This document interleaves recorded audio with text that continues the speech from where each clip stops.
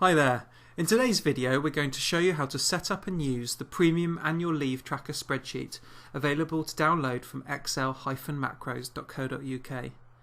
This annual leave tracker spreadsheet is fully customizable in terms of the different leave types that you can enter. You can store different pieces of information about employees, and this is also fully customizable. And in this video I'm going to show you how to set it up. So let's jump straight into the spreadsheet. The first thing you'll see when you open up the tool is that it will guide you through a 5-step process for setting it up. The first piece of information that you need to enter is about your employees. What information do you want to store about each employee? And you're allowed to store up to 6 pieces of information. So in here you need to think about how do you want to filter your employees or sort your employees when you come to look at their annual leave? What's the interesting information that you would need to know? So I'm happy with this information in here, so I'm not going to make any changes, but you of course can do. So I'll click the link to continue to step 2. The next step is asking you about how your total leave allocation is made up. So by default this is a summation of leave entitlement, leave accrued, leave carried over and any bonus leave. But your business may work slightly differently and you can change these values. So let's say I didn't want it to be called bonus leave, I just want it to be called bonus. I would just change that value. When I press enter, it then immediately jumps on to the next step. So step 3 of the process is asking us what I want to call my total leave calculation fields. So this is the summation of the previous 4 values that we've entered, and I'm quite happy for it to be called total leave, but of course if I wanted to translate it into another language, then I could do that, or if I had another name for it, then I could change the name. As my employees have a mix of days and hours for their allocation, I'm going to leave this title as days/hours. But if all my employees only took leave in terms of number of days and half days, then I may want to change that just to say days taken. But I will, for the sake of this demonstration, keep it as it was. Okay, now changing the titles of these leave calculations isn't going to change their use, it's just how they're then displayed in the tool. So we'll continue to step 4. On step 4 of the setup process, it's asking you what are the different types of leave that you would like to use in this tool. So there are 10 different types which are defaulted for you, but you can change any of these however you would like to use them. So let's say rather than provisional, I wanted to call this one flexi. Then I would just need to change the name and it will be used as flexi throughout the tool later on. The next column in here is asking whether it should take from the allocation. So normally in a business you are given an allocated number of annual leave days, and every day that you take off will deduct from that. But you may want to track other types of leave that are not deducting from that allocation. So yes, annual leave does deduct from your allocation, but maybe compassionate leave doesn't, maybe sickness also doesn't. So in these boxes you need to enter yes or no whether they should take from the allocation. Okay, the next column is whether or not you want to take a note or add a note when an employee takes a different type of leave. And you can default this to yes or no depending on whether you want a pop-up box to appear to ask you whether or not to add a note for that leave type. If you put yes, then it will pop up and ask you for a note, and if it's not appropriate to add one, you can always leave it blank at that time if you wish. And finally, each of the leave type will then be displayed within the tracker as a different colour and with a different font and font colour. So you can default how you want those leave types to appear in the tracker by changing the fill in these cells here. So let's say I didn't want this pink colour. I could click on that cell. I could change the fill using the standard Excel fill function, and maybe I could change it to a slightly less garish pink. Okay, so let's go for that one there. Okay, right, so I'm happy with that. I've changed the fill background for a day in lieu, and I'll demonstrate that that's pulling through later on. There are lots of descriptions in here to help you as you go through, so by all means do read them as you perform your setup steps. So I'm going to continue to step 5 now. Step 5 is asking us which days of the week we work. So my team work Monday to Friday, so I'm going to change the Saturday to non-working. If you have teams that work 7 days a week, then you can keep all of them to working. It's also asking us what the first day of the week is. This is just a formatting, a question of how the tool then formats itself. My team started on Monday, so I'm going to leave that. But if your team started working on a Sunday, then you could change that value. And the final piece of setup is the year start date. So this is the date by which your calendar year for leave allocations starts from. So it will immediately pop up with the first of the year, but if you wanted to change it to the 1st of March, for instance, as I've done here, then you can go in and you can change that value. Okay, but it does need to be entered in this format shown. Right, so I'm going to click OK. It asks me to confirm the year dates from the 1st of March till the 28th of February. I'm happy with that, so I'll click yes. And then I'm going to click this button here which says complete setup. And I get a nice pop-up telling me that the setup is now complete. Right, so once you've completed the setup, the next step is to add some employees. So I'm going to begin entering some employees in here. So I will enter them. Liz, okay, she works in IT. I won't fill out all of these fields for everyone, but this is just to display how you do it. So all of these pieces of information about the employee was were what we filled out earlier in the setup.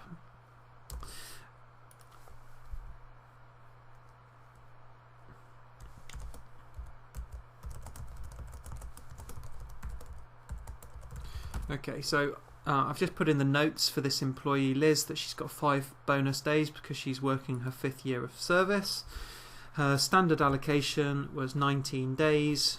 She's accrued 0 days. She had 1 day carried over from last year, and she got 5 bonus days because she's worked her 5th year of service. So we can see as we filled out that information, her total leave allocation is now 25 days. So you can see that all of these pieces of information were customized earlier in the setup. I'm now going to click the Save button, and you can see that Liz has now been entered into the Leave Tracker calendar view. We've got our working days and non-working days highlighted as so. You've got days along here, you've got the month of the year along here, and actually the current day, which is the 3rd of October, is highlighted in green, and the tracker has actually automatically scrolled to that day to make it easier for you to enter. But you do have the whole year also available as I scroll to the left, just to show you that you can view the whole year in one easy to use view. Okay, I'm just going to add one more employee. I can do this by clicking the Show Menu button in cell B1. And that will bring up a menu of options, and within that menu of options I've got a button down here called Add Employee. Okay, so I'm going to add employee number 2. His name is Ben, surname Smith. I won't fill out all of the information this time, but I'll just give him 23 days with 2 days carried over, and I'll save him. Okay, so you can see the second employee coming through now. If I ever needed to then go and manage or edit either of these employees, I can use these hyperlinks on the left hand side. So if I want to then go and update Ben, I can come in here, and maybe I want to put in here that he's in the IT department. Once I've made an update to Ben, I can then save, and that will pull through.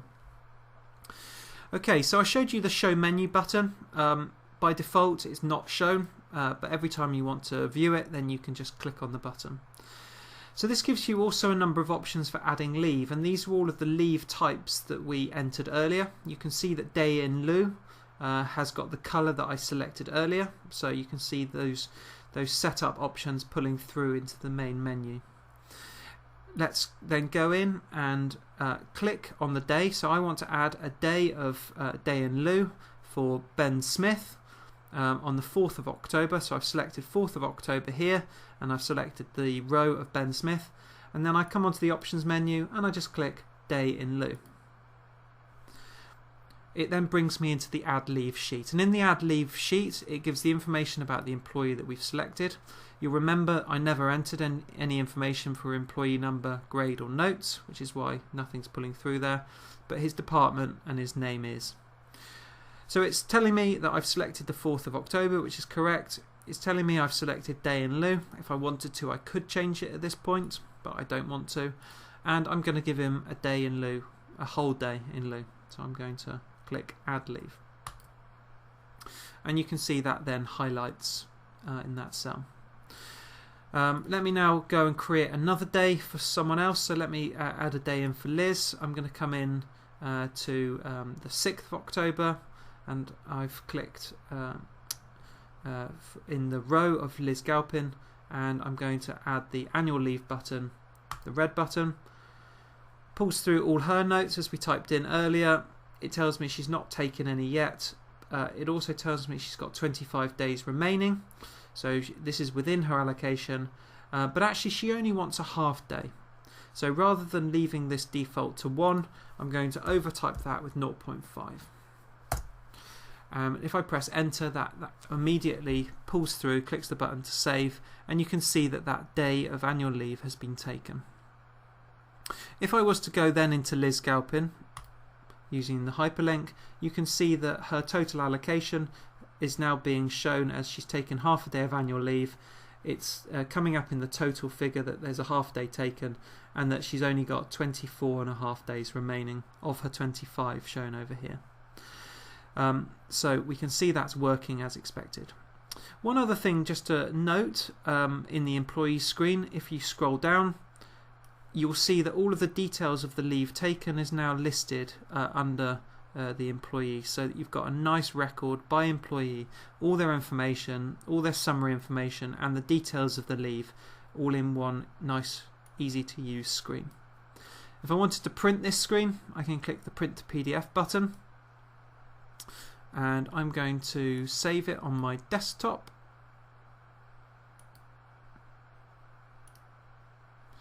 And I'm just going, and you can see the name immediately appears, so I can just click yes, and it saves it successfully. And if I want to then go and see it, I can flip to my desktop and view the PDF which is generated as a result.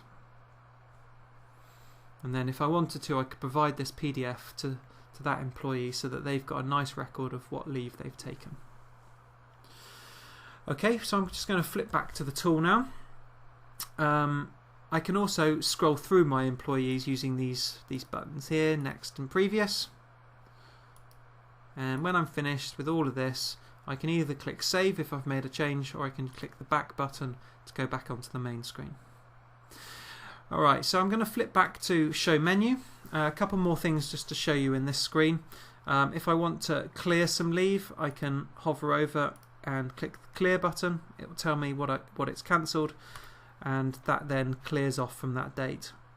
I can also, if I had a bank holiday across multiple employees, I could select multiple days. I can click on the public holidays button. It will show me that multiple people have been selected, but that there's only across one date, and then I can add leave like that, and it'll apply it across the board.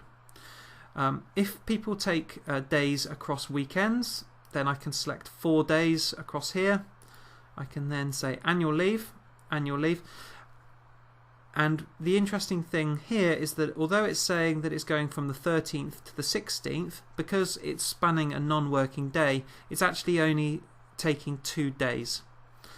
So if I add leave here, then you've got an A this side and an A this side, and there's no leave taken in the middle. And if we flip back to Liz Galpin, we'll see that once again we've got the half day that was taken earlier, and now we've got the 2 days that span the weekend. So it's not taken the full 4-day period, even though I selected 4 days. Okay, so I'll go back. A couple more things just to mention.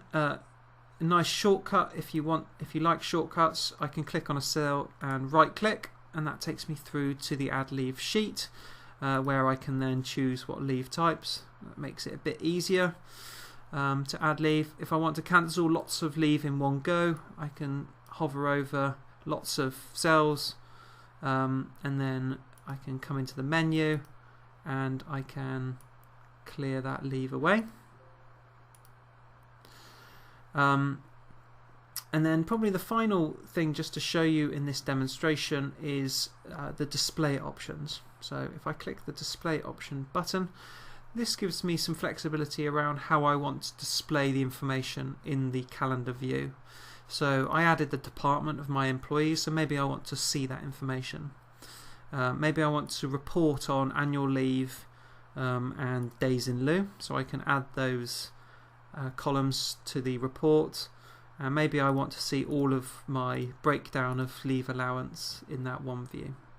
And once I've clicked those buttons, I can then run the report, and if I scroll over to the left, I'll see those columns that I've asked to view coming through.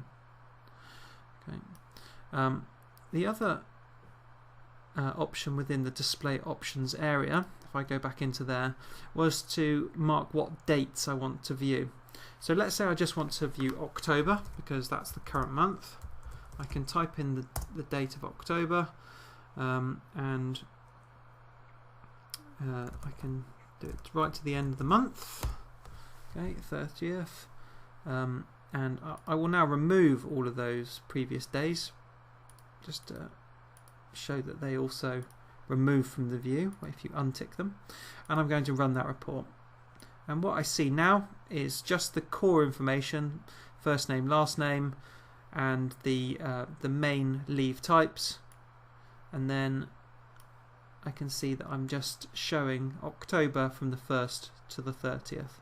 And this would be a nice view to print if I wanted to have a printable view just for a single month that I can give to my employees to show them what they have left. One final thing just to mention, I didn't untick annual leave there or accrued there, so let me just untick those just to make the report slightly simpler. One final thing just to show you, if Ben then leaves, I can come into Ben and I can remove employee, and that will then just remove him from the list. I'm just going to add one more employee quickly.